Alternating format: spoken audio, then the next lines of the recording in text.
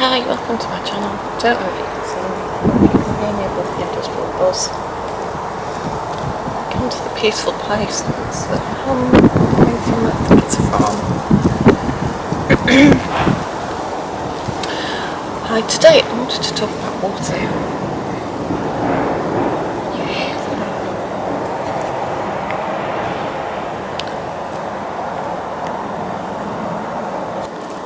I can't do this.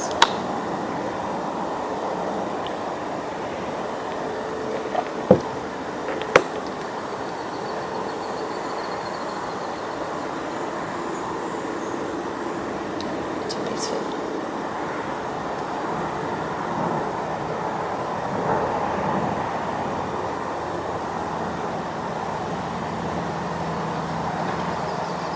This is gorgeous.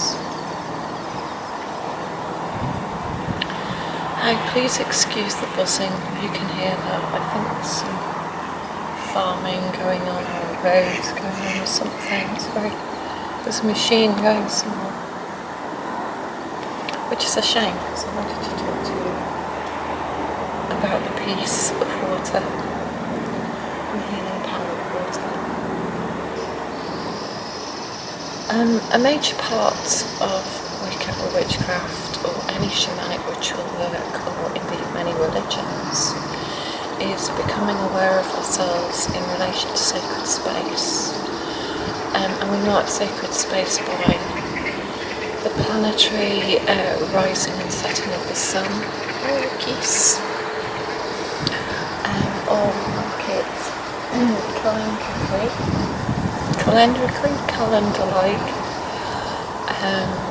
by spring equinox in the east and summer solstice in the south. And the part in the west relates to water and sowing. So I thought today I'd do a little bit of video about water and the cauldron and how to work with the elementals, especially the water nymphs, the dryads, and the undines, naiads rather, undines. But it's so peaceful here. Let's just enjoy. I hope you can see the water.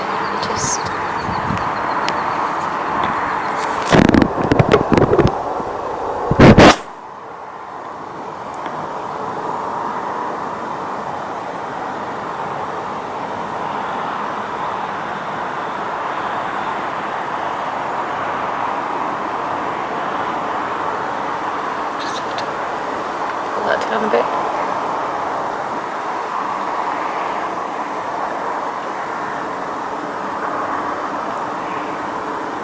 I'm surrounded by it.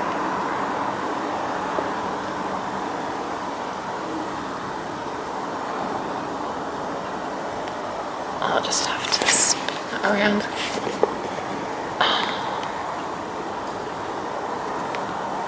And hope that sort of works. Okay, for that peaceful moment, I just oops. That was the last I saw on the camera. Okay, so I just want to say not all witches work in a magic circle, but most do. And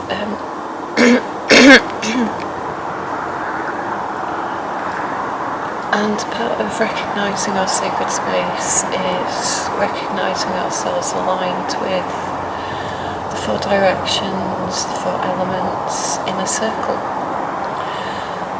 So when we recognise this, we learn to work with those elements, and in Faery Witchcraft, we work especially with the nature spirits, recognising their help. And I feel surrounded by them here. This beautiful willow tree, of course willow is strongly influenced by the water element and by healing. Alm was the root of aspirin, wasn't it? Willow. Painkilling. So in the west of the circle we find Ceridwen and her cauldron, some geese going overhead. And she's the witch, but she is also the sibyl and the seer. The symbols placed in the midst of the circle are the cauldron and the chalice, or any bowl of water. It is said that the three Norns sit by a well in the underworld in the land of Helheim, living in a hall by the well of Udebruna, and the three Norns' names, excuse the noise, the three Norns' names are Urda, Verdandi and Skuld, and Urda means that which has been, Verdandi means that which is happening now. It's looking very loud.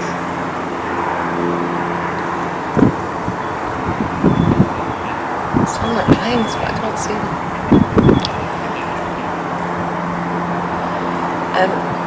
And Skuld means that which should happen. By these three Norns' names, we can see that the well of Udebruna means that which has already happened, or that which has already been. And by its location in the underworld, we can see that it relates to the well of the ancestors, and to the things that have already happened that are immovable fate, things we were born into, the things we cannot change. And it's also the well of memory, the well of Udebruna. And the three Norns sit at the foot of the well. It is said they weave and they spin and they carve symbols upon sticks. And we are all born out of the well of Udebruna. And when we are born, our fate, our destiny is spun from the well and is described as our golden thread. Our life force is a golden thread of fate. The Norns are always present at our birth, and they've given us our destiny. It was thought that many things were predetermined in our lives, and things we could not really change. Many wells are said to be sacred. Their water comes from deep underground, from the depths of the earth and deep caverns. The same can be said for many springs, and in this way these waters were considered sacred and linked to prophecy and divination and intuition. And of course, well water and spring water is the purest water we can drink. I wouldn't recommend drinking river or lake water, especially lake water. And so this arose, the idea of relating water to intuition, to emotion, deep emotions, the tears of emotion. Ross Nichols, the founder of the Order of Bards, Ovates and Druids, let's call it Obod. So Ross Nichols, founder of Obod, said of the water goddess that the earliest goddess we know was Anna, and she was related to waters. She was later known as Dana, but it is the oldest goddess that we have knowledge of at this time, very Neolithic, you know. So water is a feminine element, so when the witch is symbolised with her cauldron, she is symbolised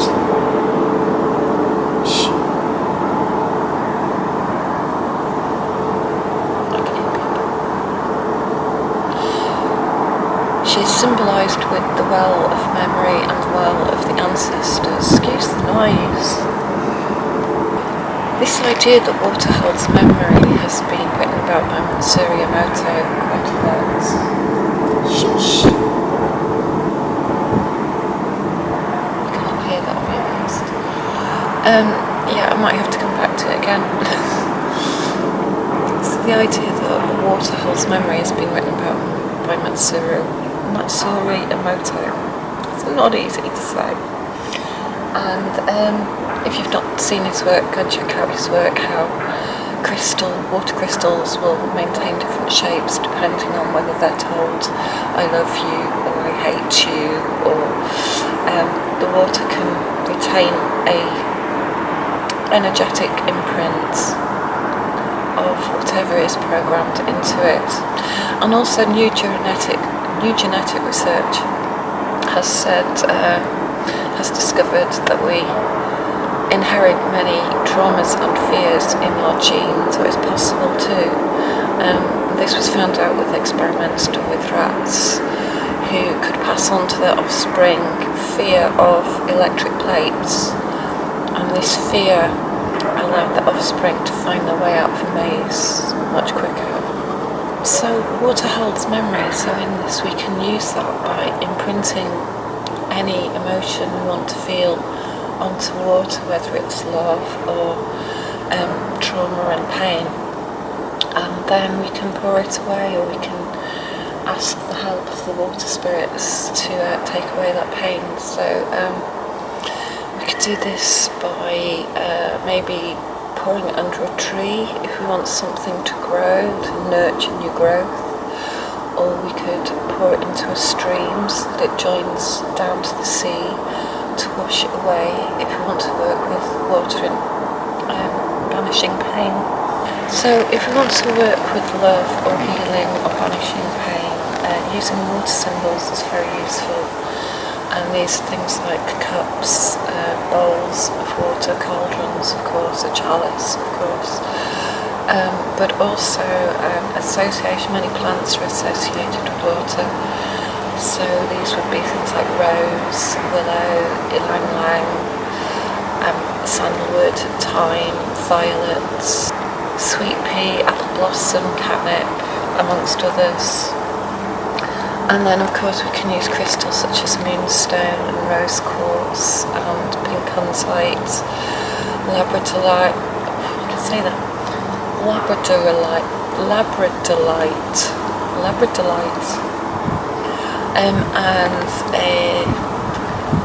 many aquamarines or aventurine. These are soft feminine healing stones.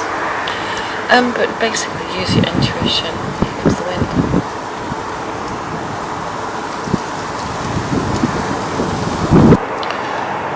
Yeah, so you could use symbolic things like wine, silver, copper, all related to water, feminine. So when you're creating any spell, you just have to work with your intuition basically, find those things that you're drawn to. There are no rules really, especially if you make up your own spell, you're going to be able to work with your own emotions much more. So if we face the west, which is the element of water, we can banish or work with love and emotion that way as well.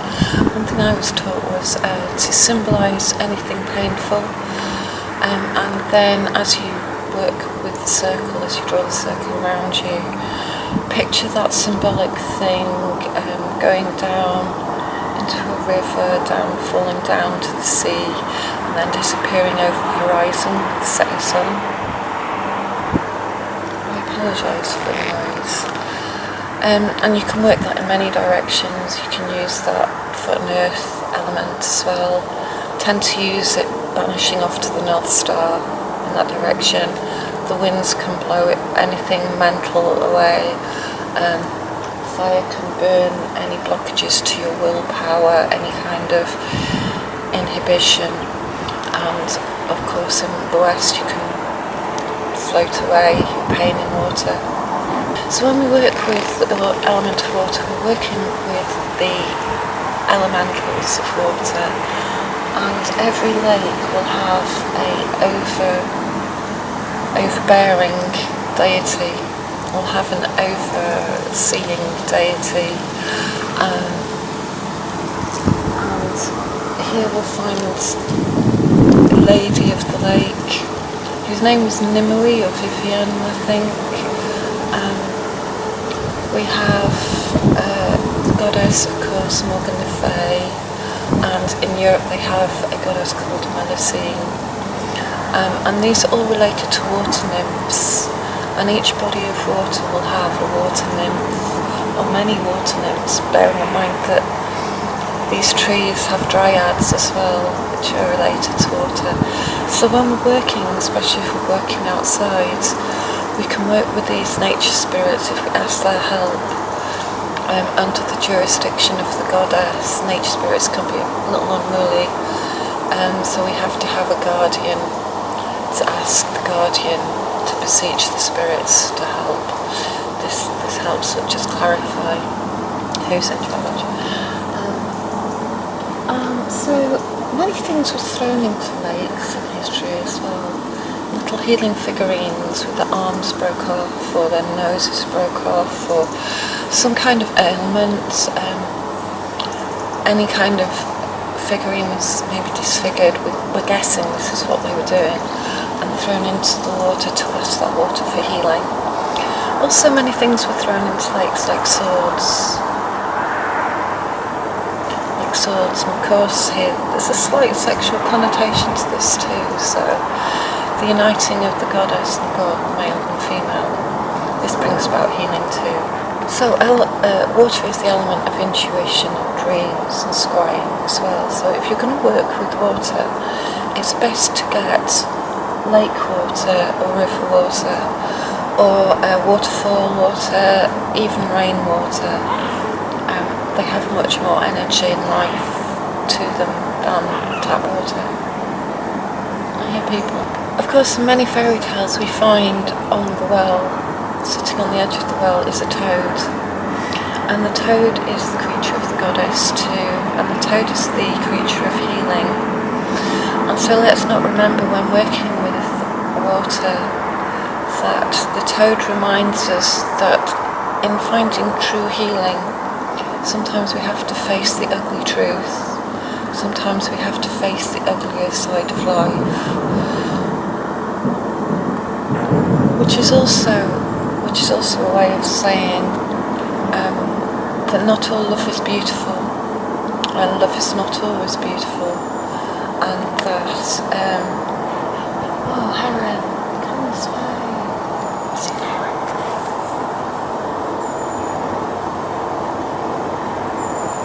The heron, of course, is the creature of Morgan le Fay. She's also the lady of the lake. Blessed by that.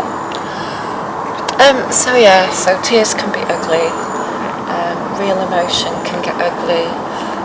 Not to always look for the beauty in life, and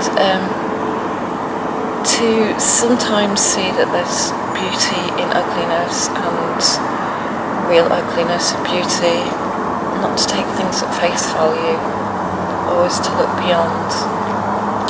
So thank you for listening. I've written more about this in my book, which I'm hoping I will get a date for publication soon. I'm still working on the final outcome. It's with the publisher right now, but I really hope you enjoyed that and enjoyed sitting here with me at this beautiful lake. Sorry about the noise, but it is lovely.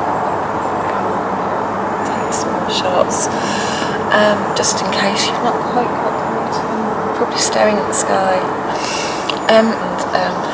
If you would like to subscribe, that would mean a lot to me. And also, if you've got any questions, please write them in the comments. And thank you very much for being here with me, and goodbye.